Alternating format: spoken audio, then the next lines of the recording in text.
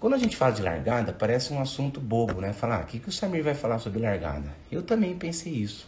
Quando eu falei, vou falar sobre largada, pensei, pô, mas o que eu vou falar sobre largada, né? Então, a gente chega lá, se troca, aquece e nada.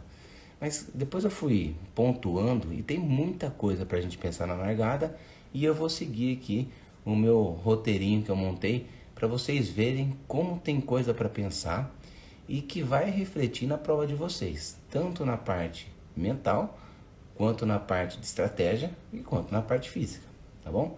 Então vamos lá, primeira coisa, a gente chega lá na prova, eu gosto sempre de orientar os atletas, cheguem no mínimo meia hora antes da largada, mas no mínimo.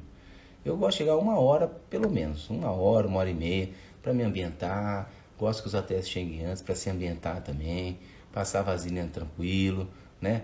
Ficar tranquilo ali na tenda, descansando, visualizando a prova, enfim, chegue antes.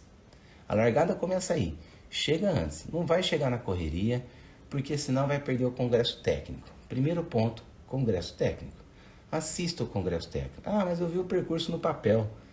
A organização dá um papelzinho, tem um percurso. Só que chega no dia, pode ser que esse percurso mude. E aí? Vai nadar perdidão? Vai até lá e vai nadar perdido, né? Então, participem do congresso técnico, né? Que é o briefing ali, que é a hora que o árbitro geral ele faz a explicação do percurso. Participem disso, tá? Leiam as regras. Essa é a largada da prova. É você entender o que vai acontecer na sua prova. As regras, o percurso, né? As boias, cores de boia, às vezes tem cor de boia.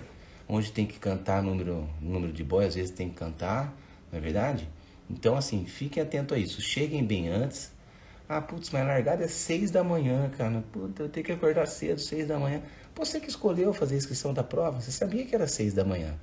Vai ter que acordar às 4, tomar café e tá lá 5 horas, 5h30, no máximo 5h30, para se ambientar e participar do briefing. Você escolheu a prova, gente, né? Não dá para reclamar do horário da largada. A prova tá ali, faz quem quer, né? Então cheguem antes, não percam o briefing, tá? Primeiro ponto é esse. Segundo ponto, entrou lá, se ambientou, pegou seu chip, tudo, olhou para o mar, legal, a boia tá ali. Só que a hora que entra na água, aquela referência muda completamente. As boias parecem que não estão nem no mesmo lugar. Porque ali quando a gente está fora do mar, a gente tem uma visão completamente diferente quando entra. A hora que entra no mar, se tem uma marolinha, você já não enxerga a boia. Porque por mais perto que a boia esteja, a primeira às vezes pode estar bem perto, sei lá, 50 metros, 100 metros.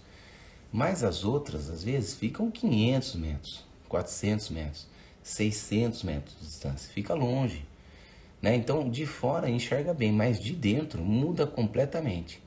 Então, primeira coisa, aquecer. Para que serve o aquecimento?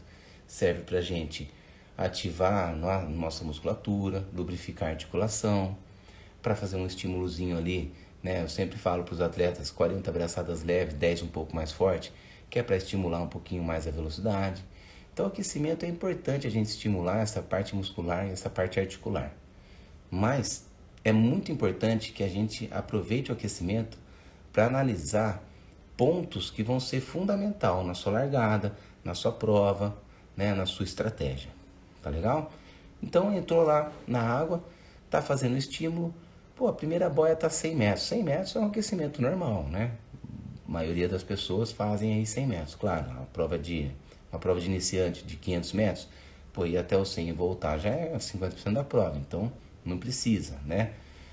Mas, em geral, a primeira boia não fica tão longe, tá? Então, vai até a primeira boia. Na primeira boia, você já vai olhar para a chegada, porque aquela lá é a boia de chegada também. Ela vai ser a boia de largada e a boia de chegada provavelmente vai estar alinhada. Ou você vai até a boia de chegada.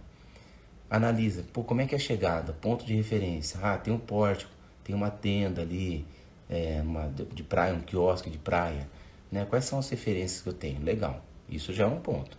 Porque se você contornar a boia junto com outro adversário, você sabe exatamente o ponto. E aí você, vai direto nele. Já ganhou um ponto aí, tá legal?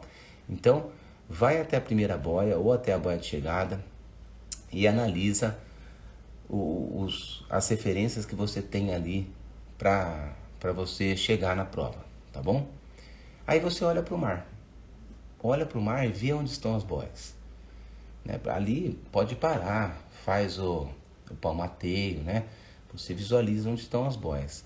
E aí você começa a pegar seus pontos de referência. Ponto de referência na frente, porque às vezes não é uma praia, né? Às vezes é uma represa e lá na frente da boia tem um ponto de referência. Pô, não tem ponto de referência na frente. Pega das laterais. Vê na lateral quais são os pontos de referência. Pô, legal, mas eu também vou pegar um ponto de referência atrás. Porque se aquela boia está nessa direção e atrás de mim tem um prédio amarelo alto, eu sei que se eu não enxergar a boia, se eu não enxergar outros pontos de referência, eu olho para trás e eu vou ver aquele prédio e eu sei que eu estou na direção. Então, pontos de referência na frente, dos lados e atrás. E sempre digo, referência fixa, hein? Cuidado para não pegar um barco como referência e fazer igual o atleta meu, que eram 2 voltas. Na primeira volta ele foi até o barco, pegou o barco como referência. Na segunda volta o barco não estava lá. E aí? Ele nadou a mais, porque ele ficou procurando o barco. Não é uma boa referência, né? Então peguem referências fixas, tá bom? Então, primeira coisa, aquecimento, localização, referência, frente, lado e trás. Segundo ponto, profundidade. Porque a profundidade você vai usar tanto na largada quanto na chegada. Já vi atleta torcer o pé numa largada de prova, ou até tropeçar. Eu tinha um atleta de 14 anos na época, que ele foi largar na Travessia dos Fortes. Quem já viu a Travessia dos Fortes sabe o que eu estou falando. É uma muvuca. Na época largavam 1000 pessoas ao mesmo tempo, ou até mais. Ele tropeçou na largada. Sorte que o pai dele estava do lado e pegou ele e levantou. Porque ele ia ser pisoteado naquela largada. Porque sai todo mundo correndo, parece um estouro de boiada. É muito louco, né? Então, analisem isso, tá? Profundidade, para vocês não tropeçarem na entrada ou não tropeçarem na saída também. Outro ponto, né, de analisar isso, na chegada, você vem nadando, ali disputando a prova. Já aconteceu isso no Rei Rainha também. Um atleta de elite estava nadando, estava liderando e aí ficou em pé. Ficou em pé, só que ainda não dava pé. Não estava na areia ainda. Os dois que estavam atrás, avançaram, porque aí ele tem que largar nadando do zero. Então, ao invés de ganhar, ele ficou em terceiro. Tá ótimo, né? Um pódio geral na elite tá ótimo, mas podia ter feito primeiro. Então, analisem muito bem a profundidade para não torcer o pé e para você ficar em pé no momento certo, ali na hora da chegada. Para você não ficar em pé antes da hora e não ter que retomar o seu nado do zero, porque não tem impulso nenhum. Não é verdade? Então, profundidade. Ondas. Analisem as ondas. O tamanho da onda, a força da onda, como essa onda quebra. Tem aquelas ondas que quebram e levam você lá para a areia. E tem aquelas ondas que quebram, que normalmente, Mar do Rio de Janeiro acontece muito isso, né? E praias que tem aquele degrau que você entra, de repente assim tem um degrauzão, acontece muito. A onda vem assim, ela forma, blum, te joga para baixo, dá aquele caldo mesmo, né? Você sai rolando, né? Óculos voa, touca, quem tá de sunquine, né? É um perigo. Então, analisem que tipo de onda é, se é aquela onda que vai te levar para a praia ou se é aquela onda que vai te jogar para baixo. Analisem a força da onda, porque aí vocês vão saber qual profundidade vocês vão mergulhar para passar por baixo da onda. Isso é muito legal. Qual a profundidade que vocês vão afundar? O ideal é vocês afundarem o máximo possível, segurarem ali na areia para depois passar por trás da onda, porque ela forma aquele turbilhão, né? Aquele turbilhão. Então, na hora de entrar no mar, tem que saber afundar e passar por baixo desse turbilhão. Putz, Samir, mas cara, eu nunca fiz isso no treino. Eu nunca afundei, eu não sei afundar. Precisa aprender, tá? Precisa aprender. Faz parte da iniciação da natação e faz parte da iniciação da maratona aquática. Tem que saber afundar. Você imagina você treinar, e aí quando você chega na hora da prova, você não sabe afundar. Eu já comentei, teve uma prova do Rei e Rainha do Mar que eu acho que 30%, 40% da prova não conseguiu entrar, de tanta onda que tinha. E a maioria não conseguia passar a arrebentação. Então analisem muito bem a onda e treinem para passar por baixo dessa onda. Saibam afundar mergulhando com o pé no chão, né? E mergulhando. E saibam afundar também nadando. Vem nadando, faz a braçada, pum, joga o braço para baixo e afunda passando por baixo da onda. Porque pode ser que tenha onda onde não dá pé. E aí você tem que ter a habilidade de vir nadando e afundar nadando. E depois retomar nadando. Então precisa bater perna, precisa saber afundar bem a mão, afundar a cabeça e soltar o quadril para conseguir realmente afundar nesse nado. Tá bom? Olha só, são vários detalhes, né? Então analisem a força da onda, o tipo de onda, se é aquela onda que te leva, se é aquela onda que quebra em cima de você. E a força, né? Para vocês saberem o quanto vocês vão afundar ali para passar por essa onda, tá legal? Então, ondas. E analisar as correntezas. Uma forma básica de analisar a correnteza, desde que não tenha vento, tem um barco parado ali, né? Normalmente, a âncora do barco fica na frente, né? Da lancha ali fica na frente. Então, ele fica apoiado ali pela frente, né? Então, a parte de trás do barco, para onde tiver virado a parte de trás do barco, né, o motor do barco, é para onde está a corrente, porque já que ele está preso de um lado, então se a corrente está ali para a direita, por exemplo, a traseira do barco vai estar para a direita, né? Na 14 bis, antes da largada, quem chega cedo, é muito nítido, assim, os barcos estão virados todos para o mar. De repente eles vão virando que nem um reloginho, assim, ó, porque a corrente virou.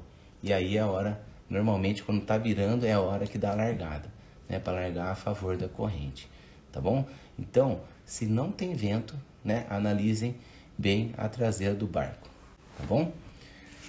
Então, se não tem vento, a polpa do barco está virada para direita, é porque a corrente está para direita. Se está para a esquerda, é porque a corrente é da esquerda, tá legal?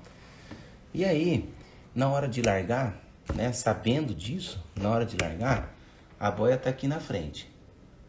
Se a correnteza está para a direita, né, e a correnteza é uma correnteza forte, então tem que saber também qual a força dessa correnteza, e tudo isso é experiência, tá, pessoal? Ah, Samir, como é que você sabe a força? Eu não sei, ninguém sabe, né? Sente, é a sensação. Então, quanto mais provas vocês fizerem, melhor. Então, se a correnteza está para a direita e a boia está aqui no meio, eu posso largar um pouco mais para a esquerda, porque eu vou nadar em linha reta, mas a correnteza vai me levando para a direita, tá? Então, essa é uma estratégia. Se a correnteza está para a esquerda, eu largo um pouco mais da direita para a correnteza me levar. Às vezes a correnteza é muito fraca e não compensa fazer isso. Às vezes a correnteza é muito forte e é essencial fazer isso. Então analisem para saberem se vai largar mais para a direita, se vai largar mais para a esquerda ou se vai largar no meio. Agora, na hora de analisar uma correnteza, além disso, existe a corrente de superfície, que é o vento. Às vezes a correnteza do mar está tão fraquinha que ela está para a direita, mas o vento está jogando para a esquerda e joga a traseira do barco para a esquerda. Então, muito cuidado com isso. Eu já errei feio como árbitro, falando que a correnteza estava para um lado, sendo que a correnteza estava para o outro lado, por conta disso. Essa inexperiência minha na época, eu prejudiquei a prova de 300 atletas, tá? Infelizmente, assim, eu sou muito transparente, vocês sabem, né? Sou transparente nos meus erros, acerto, mas eu erro também. Então, assim, errei feio, 300 atletas foram prejudicados porque eu achei que a corrente estava para um lado, por conta do vento, e a correnteza estava para o outro lado. Foi terrível, foi terrível. Ninguém morreu, nada, mas fizeram força, bastante força a mais, né? Alguns até estão assistindo a live e estavam nessa prova. Então, analise a correnteza para saber se vocês vão largar mais da direita ou mais da esquerda, tá legal?